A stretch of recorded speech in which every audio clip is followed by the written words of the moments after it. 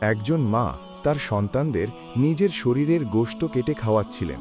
খলিফা উমর রাদিয়াল্লাহু যখন এই দৃশ্য দেখলেন, কেঁদে কেঁদে অজ্ঞান হয়ে গেলেন। কি ছিল সেই ঘটনা?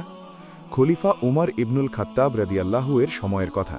একবার আরবে ভয়ানক দুর্ভিক্ষ দেখা দিল। খাবার নেই, পানি নেই, মানুষ অনাহারে মরছে। উমর রাদিয়াল্লাহু প্রতি রাতে ছদ্মবেশে বের হতেন মানুষের অবস্থা দেখতে। এক রাতে তিনি মদিনার বাইরে এক তাঁবুর কাছে গেলেন। ভেতর থেকে শিশুদের কান্নার আওয়াজ আসছিল। উমর রাদিয়াল্লাহু ভেতরে ঢুকে দেখলেন একজন মা আগুনের পাশে বসে আছেন। তার সামনে একটি হাঁড়ি, কিন্তু হাঁড়ির ভেতরে শুধু পানি আর পাথর। শিশুরা বলছে, আম্মা, খাবার কবে হবে?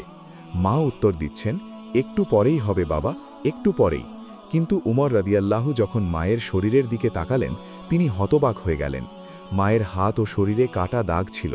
তিনি ক্ষুধার্ত সন্তানদের সামনে নিজের শরীরের অংশ কেটে সেই রক্ত মাখা টুকরো দেখিয়ে বলছিলেন, দেখো বাবা, গোশত রান্না হচ্ছে, একটু ধৈর্য ধরো।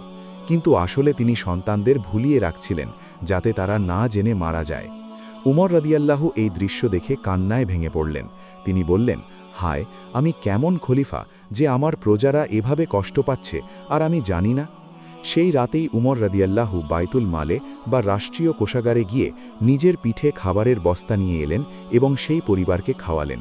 পরদিন থেকে তিনি প্রতিটি পরিবারে খাবার পৌঁছানোর ব্যবস্থা করলেন। বন্ধুরা, উমর রাদিয়াল্লাহু বলতেন, ফোরাত নদীর তীরে যদি একটি কুকুরও অনাহারে মারা যায়, তবে তার জন্য আল্লাহ আমাকে পাকড়াও করবেন।